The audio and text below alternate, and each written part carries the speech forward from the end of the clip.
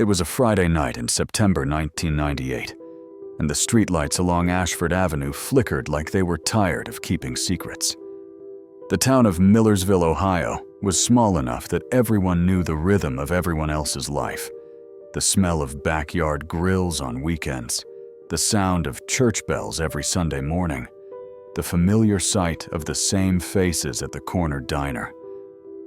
But that night, something broke that rhythm forever.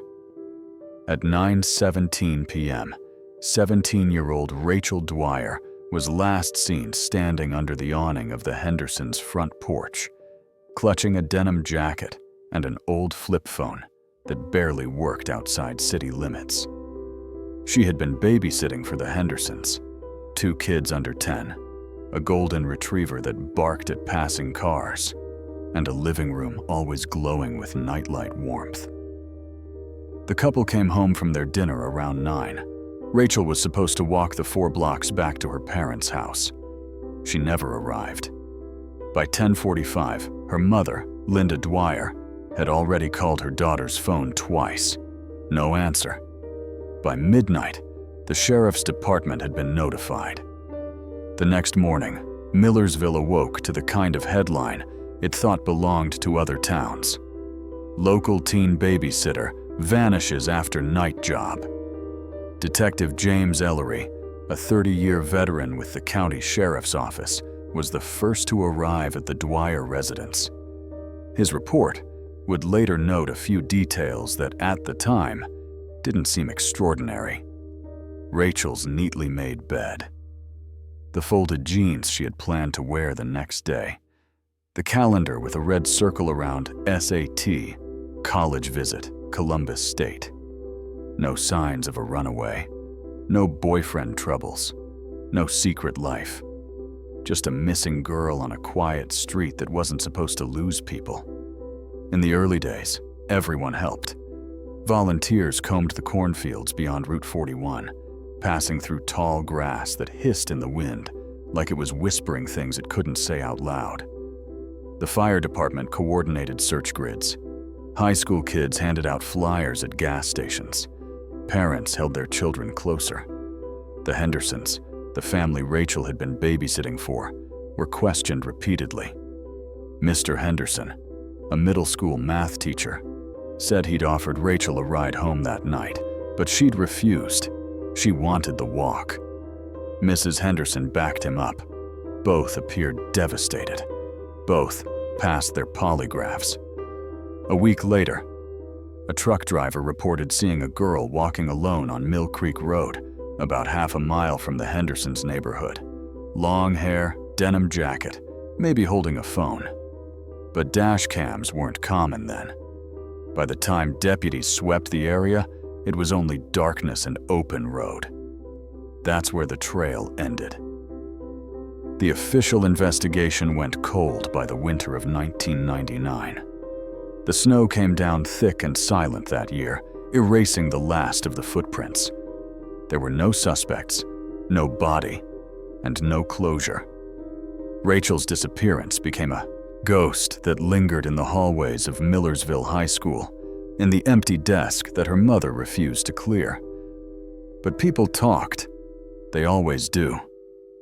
Some said Rachel had been meeting someone secretly, a rumor sparked by a note found in her locker months earlier that read, "Can't wait to see you Friday." Others whispered about an old blue pickup that had been seen idling near the Hendersons' cul-de-sac that same night. A few even pointed fingers at Sheriff Mark Devens, who'd allegedly mishandled the first 48 hours by assuming Rachel had run away. Years passed. The town grew quiet again. The flyers yellowed. The Henderson kids went to college, and Rachel Dwyer became one of those names that people said with a sigh, a sad tilt of the head. A mystery that time itself had buried. Until 22 years later, when construction workers digging the new bypass unearthed something they weren't supposed to find. It happened on June 11, 2020. The crew was clearing land near an abandoned stretch of Mill Creek Road, the same one from the old witness sighting, when the backhoe struck something hard. They thought it was rock. Then one of the men, Luis Herrera, jumped down to check and found what looked like a piece of fabric wrapped around bone. By noon, the area was sealed off with yellow tape. By evening, the coroner had confirmed it. Human remains. Detective Ellery, now retired, 68, gray-haired and slower but sharper than most, heard the news while drinking coffee at the diner. The waitress remembered the way his cup froze halfway to his mouth. "I knew it," he whispered. "I damn well knew she was out there." Within 24 hours, the county forensic lab began testing the remains. DNA results came back within a week. It was Rachel Dwyer. Her body had been buried shallowly, wrapped in the same denim jacket she wore the night she vanished. Her phone was never recovered, but near the grave, investigators found a fragment of a pager, the kind used in the late 90s, registered to one T. Henderson. The reopening of the Dwyer cold case made national headlines. Millersville, once a forgotten dot on the map, suddenly had news vans parked outside the sheriff's office, satellite dishes rising above pickup trucks, and reporters broadcasting under the same flickering streetlights that had watched Rachel disappear. Detective Ellery came out of retirement as a consultant. He sat through hours of interviews, rereading old witness statements, and examining newly digitized evidence. He told reporters he wasn't after fame. He just wanted to know what really happened that night. And for the first time in over 2 decades, someone was finally talking. It was Tom Henderson, the now grown son of the couple Rachel babysat for. He was 8 years old back then, now 30, married, and living in Cincinnati. He'd come forward after seeing the news coverage. What he said would shatter everything the town thought it knew. "I remember that night," he told investigators. "I remember Mom and Dad arguing before they left. And I remember Rachel taking a phone call in the kitchen. She looked scared." When asked who was on the line, Tom hesitated. Then he said a name that would crack open the case wide enough for everyone to see inside. "It wasn't a friend," he said. "It was the sheriff." The revelation sent shockwaves through the entire county. Sheriff Mark Devens, who had overseen the case in 1998, had retired a decade earlier and was living in Florida. But Ellery, the old detective who'd once served under him, knew the man too well to dismiss it outright. Devens had always been charismatic, handshakes, small-town charm, the kind of man who showed up at church picnics and knew everyone's kids by name. But he also had secrets, especially in those final years before retirement.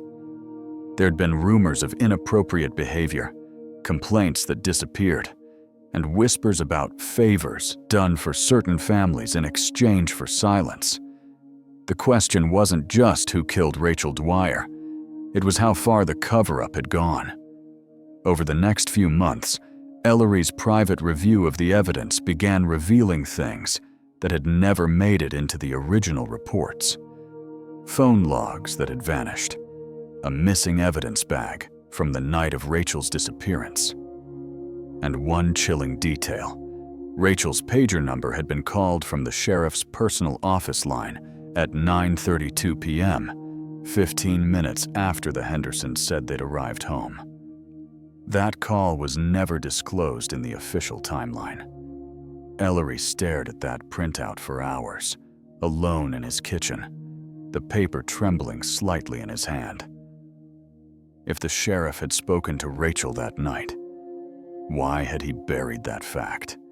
And more importantly, what had she known?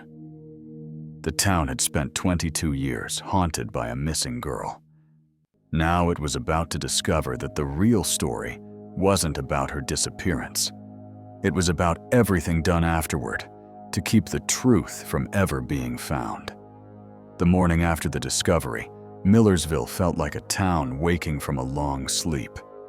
Old names returned to front pages. Forgotten faces reappeared on news broadcasts. People who hadn't spoken of the case in years now found themselves reliving every rumor, every headline, every prayer circle in the high school gym. Detective James Ellery sat in his truck outside the sheriff's office at 7:00 a.m., gripping a folder so old the corners had started to fray. Inside were the original files from Case 98473, the Rachel Dwyer disappearance. The paper smelled faintly of dust and cigarette smoke, the scent of the late 90s investigations that never made it to trial. He'd kept them all these years because something about that night never sat right. Now, as he flipped through the pages again, the sheriff's building itself seemed smaller, older, like it had aged along with the lies. He stepped inside and found Sheriff Dana McCormick, a woman half his age, but smart enough to know what was happening. She didn't bother with pleasantries. "Ellery," she said, sliding a coffee across the counter. "We've got the feds calling. They want jurisdiction if this turns into a corruption case."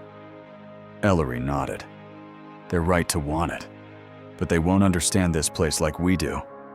"Maybe that's the problem," McCormick said. That afternoon, Ellery drove to the construction site where Rachel's remains had been found. The crime scene unit had finished their sweep, leaving the ground raw and uneven. The air smelled like diesel and rain-soaked earth. Ellery stood there for a long while, imagining that cold September night, the glow of the streetlights, the girl's jacket, the 4 blocks that never got walked.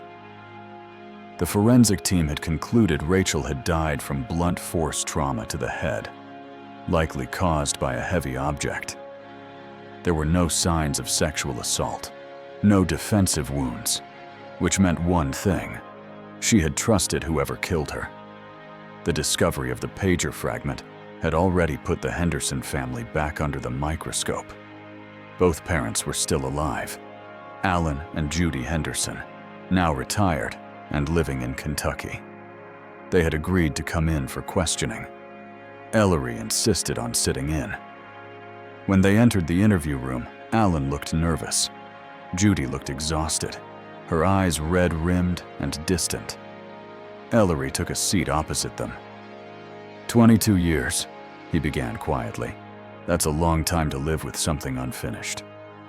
Alan folded his hands. "We told everything back then, Detective. Every detail."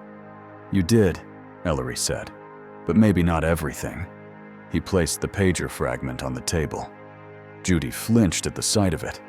Alan's face hardened. "That's not ours." "Serial number traces back to your name," Ellery said. "Purchased in April of '98. Alan swallowed. "We had 2 of those. Mine broke. I tossed it." "Where?" "Trash. Back then, we didn't think." "Did Rachel ever use it?" Ellery asked. Judy hesitated. Her husband turned to her. "Jude?" She looked down. "She paged us once or twice, when we were late coming home." Ellery leaned forward. "Was she paging you that night?" Silence. Finally, Judy whispered, "She might have. We stopped for dessert on the way back. We were late." Ellery stared at them both. "So she paged you after 9? Alan nodded slowly. "Maybe, but I didn't hear it. The battery was dead." He was lying. Ellery could hear it in the rhythm of his breath. Later that evening, Ellery reviewed the 1998 evidence logs. One entry caught his eye: a silver keychain with initials RD found near Mill Creek Road during the first week of the search. According to the old report, it was misplaced during evidence transfer. But Ellery remembered seeing that keychain himself back then. He remembered where it was tagged, in a bag that had been logged under a different case number. He pulled up the cross-reference index. The keychain had been moved into a file labeled Devon's Administrative. Sheriff Devon's personal archive. Ellery's heart pounded as he realized what that meant. Evidence from Rachel's case had been buried inside Devon's private records, hidden from the official evidence chain. If the sheriff had done that once, what else had he concealed? He contacted the county clerk. Most of Devon's files had been boxed and sent to storage when he retired. The clerk promised to dig through them by morning. That night, Ellery drove home through a drizzle that turned the asphalt silver. His phone buzzed halfway down Route 41. Unknown number. He answered. "Detective Ellery." A voice, low, male, older. "You should stop digging." "Who is this?" "You think you're chasing the girl's killer," the voice said. "But you're not. You're chasing a story that was decided a long time ago." The line went dead. The next morning, the county clerk called back, her voice shaky. "Detective, I found what you were asking about, but you need to see it in person." Ellery drove straight there. She led him into the records room, a windowless basement lined with filing cabinets that smelled of rust and old paper. She pointed to a gray box labeled Devon's, 1998-2001. Inside were 3 folders, each sealed with red tape. One was marked Dwyer, personal notes. Ellery opened it carefully. Inside were photos of Rachel Dwyer, some from the investigation, others clearly personal. Yearbook photos. One from her part-time job at the diner. Notes written in Devon's handwriting. "Met with RD twice at station." She knows about the tip line mix-up. "Possible witness to misconduct. Monitor." There were also receipts, gasoline, motel stays, dated the same week Rachel vanished.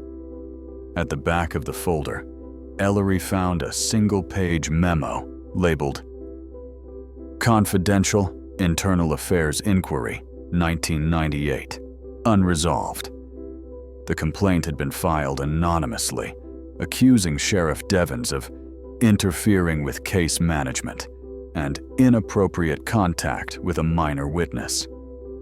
The minor witness, Rachel Dwyer. That night, Ellery met Sheriff McCormick in her office. Rain hammered the windows as thunder rolled outside. He spread the documents across her desk. "Devons had contact with Rachel before she disappeared," he said. "At least twice." McCormick scanned the pages, and he buried the internal complaint. "Looks that way." She looked up. "We'll need to contact him." "He'll deny everything," Ellery said. "But if Rachel was blackmailing him or threatening to go public, that could be motive." Ellery nodded grimly.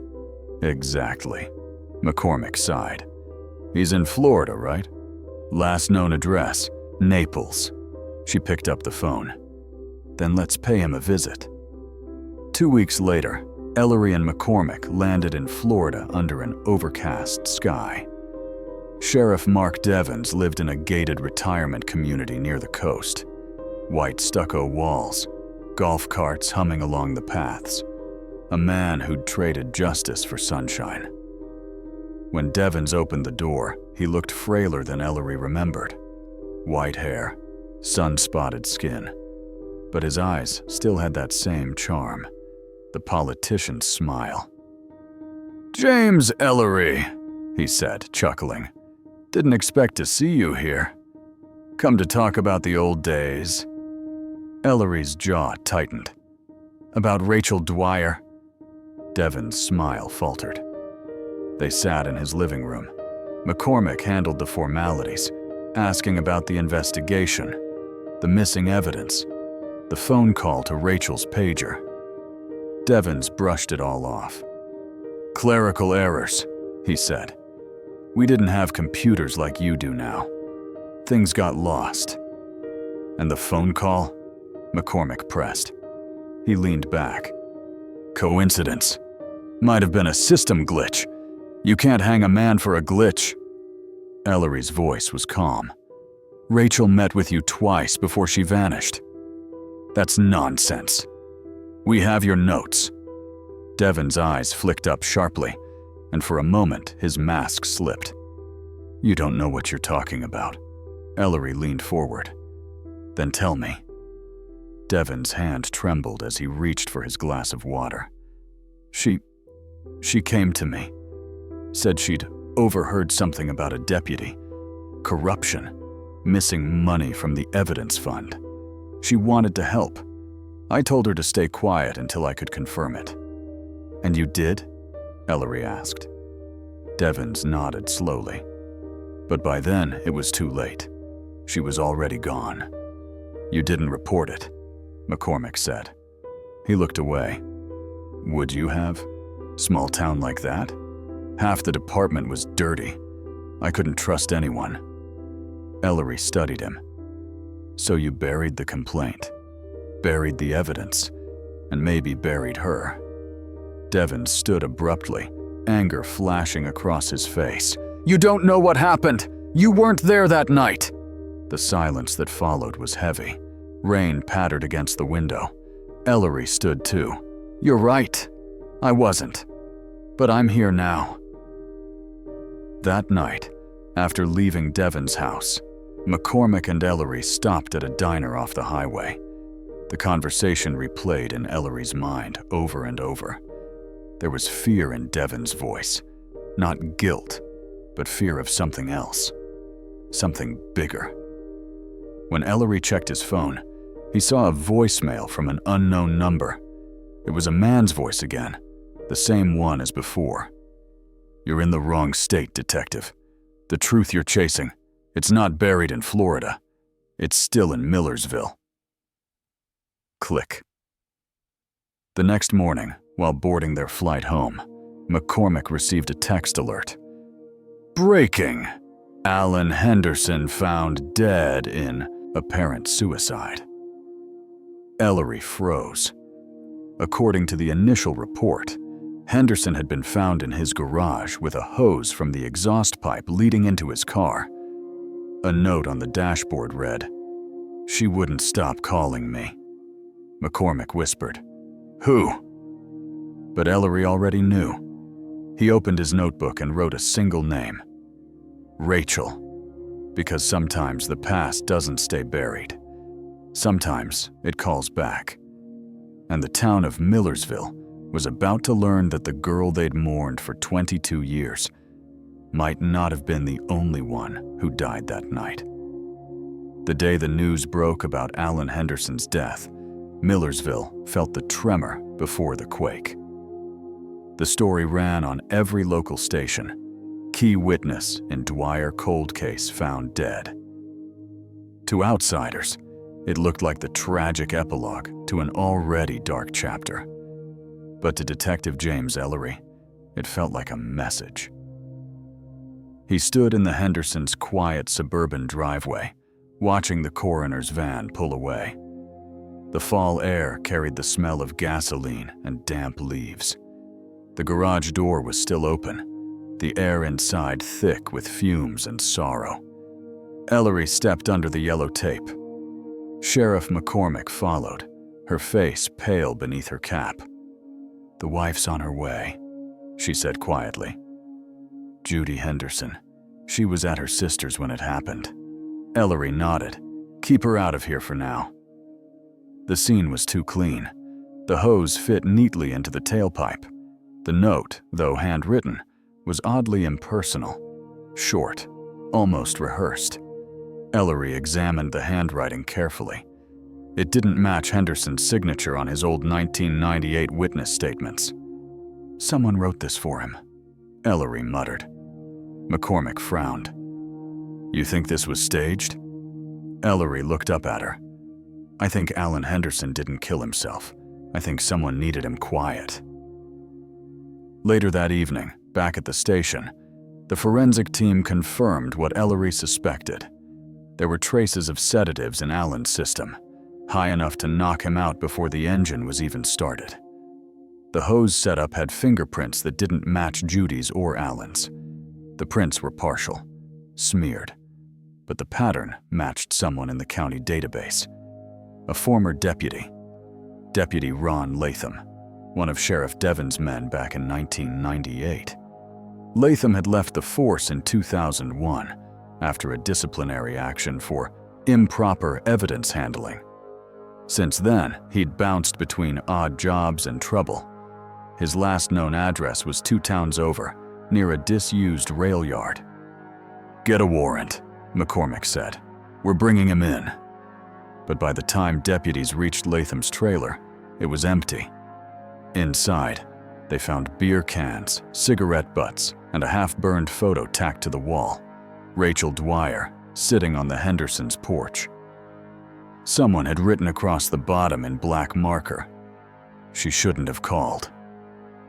That night, Ellery sat alone in his office. Rain drummed against the windows, steady and relentless. He stared at the evidence board pinned with faces. Rachel, Alan, Devons, Latham. And in the center, a photo of that long stretch of Mill Creek Road, where it all began. He picked up the phone and dialed a number he hadn't used in years. It rang twice before a tired voice answered. "James?" It was Linda Dwyer, Rachel's mother. Her voice still carried the quiet ache of someone who had outlived every prayer. "I heard about Henderson," she said. "Is it connected?" Ellery hesitated. "I think it might be." There was a long pause. "Then maybe it's time I tell you something." Linda met him the next morning at the churchyard, where Rachel's new headstone had been placed after her remains were found. The grass was still raw, uneven. The stone read simply, "Rachel Dwyer, 1981-1998. Always home." Linda stood in a long gray coat, her breath visible in the cold. "After she disappeared," she said, "someone used her pager number. 3 days later, one message, just numbers, 911 to 07. Ellery frowned. "You never told investigators?" "They said it was a glitch, but I wrote it down."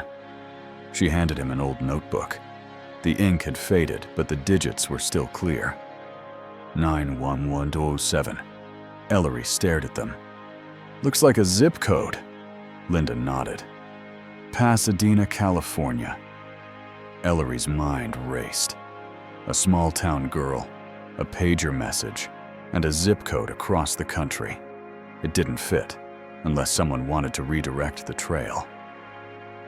Back at the station, Ellery cross-checked the 911 of an area code through the FBI database. One name jumped out from the address registry in 1998. Deputy Ronald Latham. He'd purchased a P.O. box in Pasadena that year, just before he left the force. "Looks like Latham was planning to disappear long before the case went cold," McCormick said. Ellery rubbed his temples. "Or he had help doing it." They issued a bolo, "Be on the lookout," for Latham's vehicle, an old Ford Bronco registered in his name.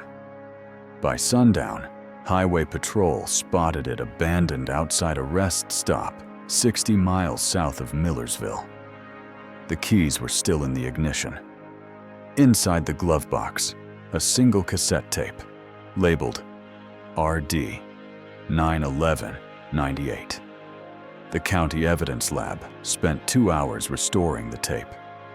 The playback was faint at first, a woman's voice, soft, shaky. "This is Rachel. If anything happens, I need someone to know." Ellery froze. It was her. The tape was a recording of Rachel Dwyer's voice. "He said not to tell anyone, but I saw the box, money, from the evidence room. I think they're stealing it. Sheriff Devon said he'd talk to me after work. I just want it over." Then there was a pause. Footsteps. A door creaking open. A man's voice, muffled, but clear enough to chill the blood. "Rachel, what are you doing here?" Her breath caught. "You said to meet, not here. You shouldn't have called." Then a loud thud, a scream. The tape cut out. When the room went silent, Ellery felt the weight of 22 years drop squarely on his shoulders. Rachel had been silenced because she stumbled into something bigger, a theft ring inside the sheriff's department, run under Devon's watch. McCormick's voice was barely above a whisper. "You think Devon's killed her?" "No," Ellery said. "He covered it up, but I don't think he did it himself." "Then who did?" Ellery looked at the tape again. The voice on the recording wasn't Devon's. It was younger, rougher. It was Latham.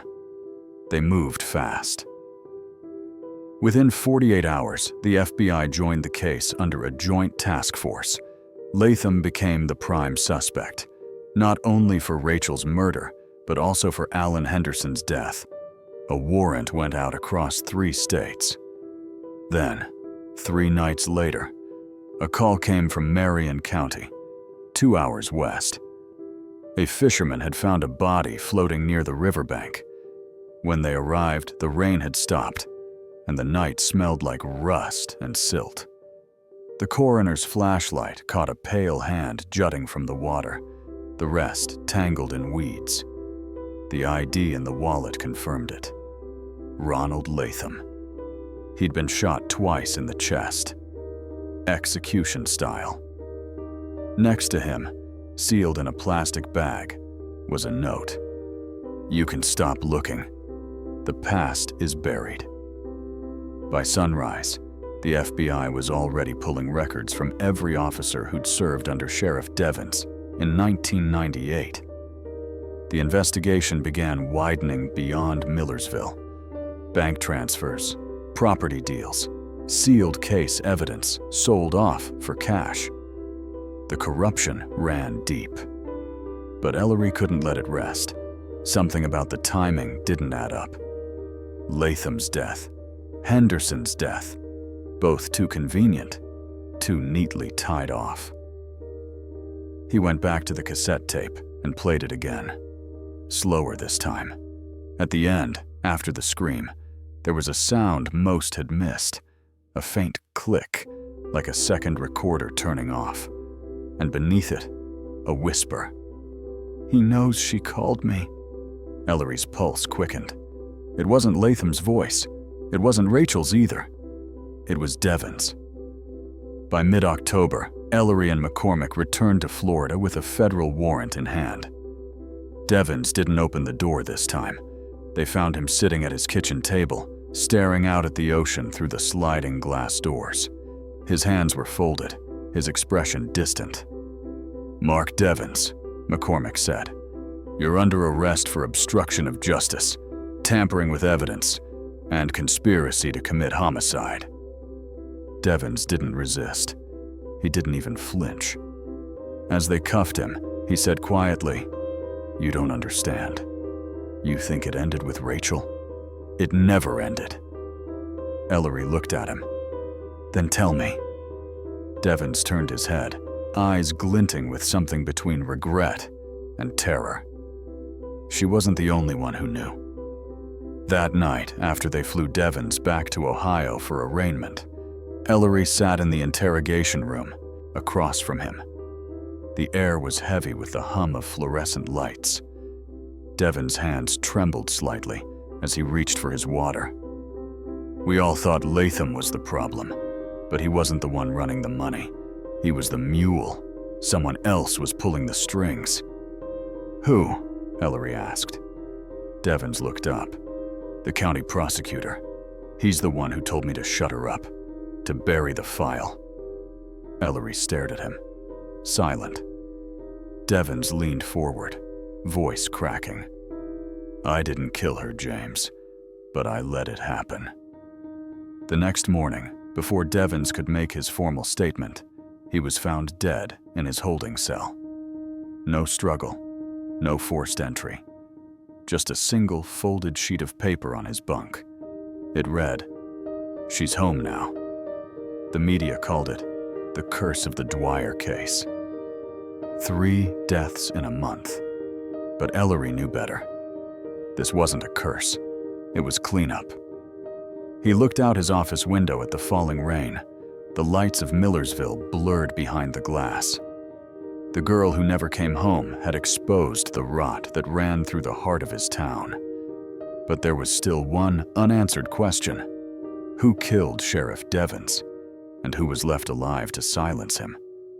Because in every crime, there's a final move, and someone in Millersville was still playing theirs.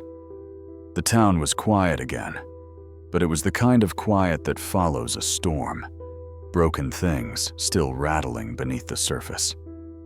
The Rachel Dwyer case had become national news now.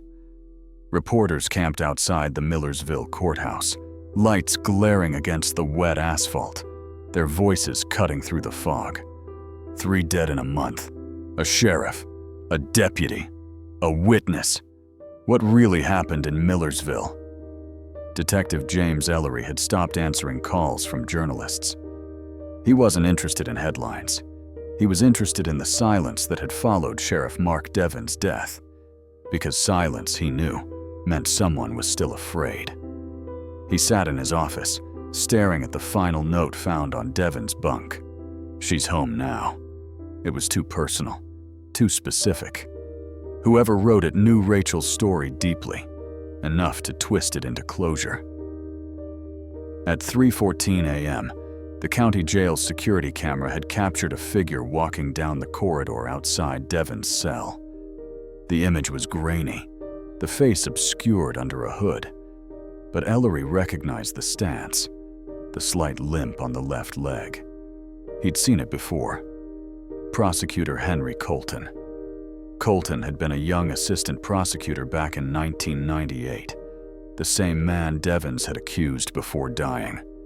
By 2020, he was the county's elected district attorney, the top of the food chain in Millersville justice.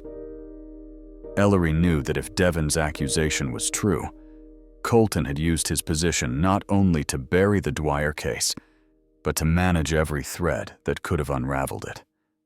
That included silencing Devens himself. But there was a problem. Colton had friends everywhere.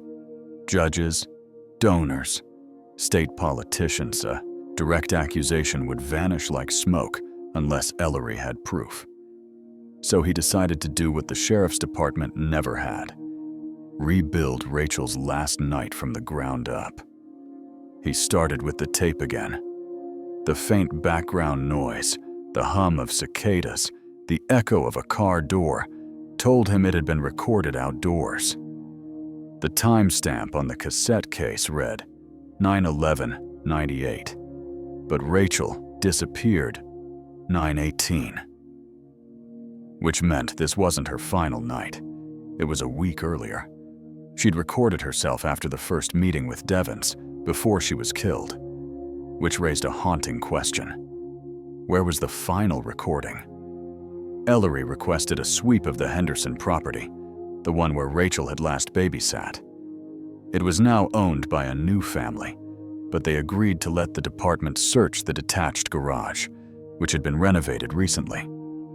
Under the wooden floorboards, crime scene techs found an old metal lockbox, rusted, dented, sealed with electrical tape. Inside were 2 Polaroid photos, a torn piece of paper, and a small dictaphone recorder. The first photo showed Rachel sitting on the Hendersons' couch, smiling nervously. The second, blurred, showed a man standing near the porch steps, half his face caught by the flash. It wasn't Devens. It was Henry Colton. Ellery sat in the evidence lab while the technicians worked to restore the recorder. The whirring static filled the room before a familiar voice emerged. Rachel's again. Quieter. Fearful. "Mr. Colton came by today. Said he needed to ask me something about Sheriff Devens. He told me not to tell anyone. I don't like how he looks at me." Then a pause. "If this is my last tape, Tell Mom I didn't run away." The recorder clicked. End of tape. It was the missing link. Devens hadn't been lying. Rachel had confided in both him and Colton, two men from the same system. And when she became inconvenient, both had tried to control the story. But somewhere between them, it turned deadly. Ellery walked straight into the DA's office the next morning. Colton greeted him with that practiced smile politicians wore like armor. "Detective Ellery, long time. You've made quite the mess lately." Ellery placed a flash drive on his desk. "That's a digital copy of a 1998 recording. Rachel Dwyer. You remember her." Colton's eyes flickered for just a moment. "I heard the case reopened." "Tragic. What happened?" "Tragic's one word for it," Ellery said. "You were seen at the jail the night Devens died." Colton chuckled softly. "You've got the wrong man. I was home." "Security cameras disagree." The DA's smile faded. "You think you can touch me with 30-year-old rumors and broken tapes?" Ellery leaned closer. "I don't think. I know." By afternoon, the story exploded. The FBI leaked that the local DA was now a person of interest in the Rachel Dwyer case.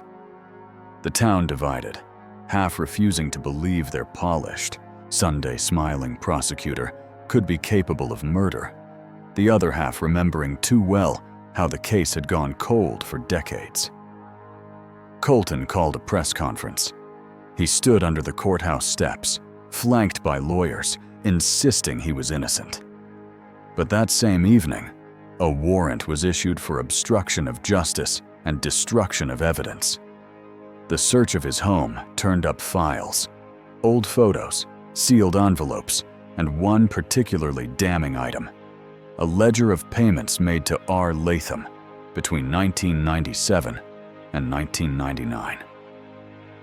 It was all there: the cover-up, the hush money, the chain of silence stretching back to the very night Rachel disappeared. When Ellery and McCormick brought Colton in, he didn't speak for a long time. The tape recorder on the table clicked softly as it captured the heavy breathing between them. "Why now?" Ellery asked. "Why come back for Devens after all these years?" Colton looked up, his calm mask gone. "Because he couldn't keep his mouth shut. He called me last week. Said he was going to the press. Said he'd tell them everything." "So you silenced him," Ellery said. Colton smiled bitterly. "You still don't get it. He was supposed to take the fall. That was the deal." Ellery frowned. "The deal?" Colton leaned back. "When Rachel found out about the stolen evidence money, Devens panicked. He called me for help. She wasn't supposed to die. Latham got rough. She hit her head on the gravel. They buried her quick.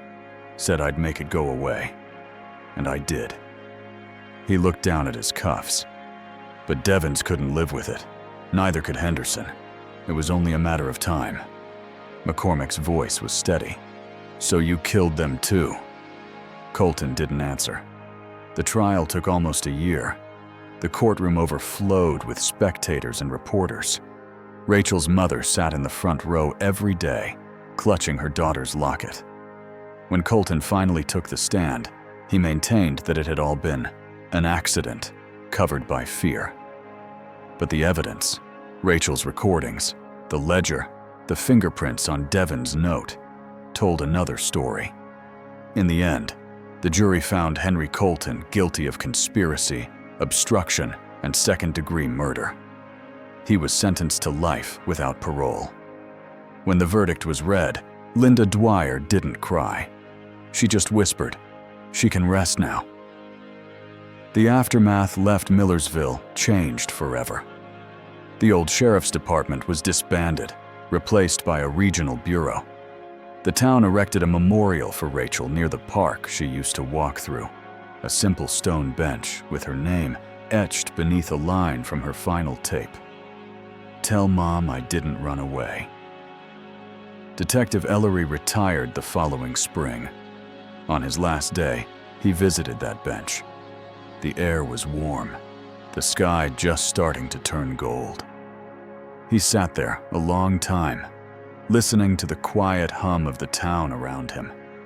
The sound of lawnmowers, kids playing, life moving forward. He thought about Rachel, about the lie that had kept her buried for so long, and about the small truth she left behind that eventually tore the whole thing open. Before leaving, he reached into his coat pocket and pulled out the old cassette tape, the first one. The one where her voice had cracked when she said, "I just want it over." He set it down on the bench, pressed play one last time, and let her voice echo softly into the evening air. For a long moment, there was nothing but static, then silence. And for the first time in 22 years, that silence felt like peace. If you liked this story, please subscribe to the channel for more true crime mysteries.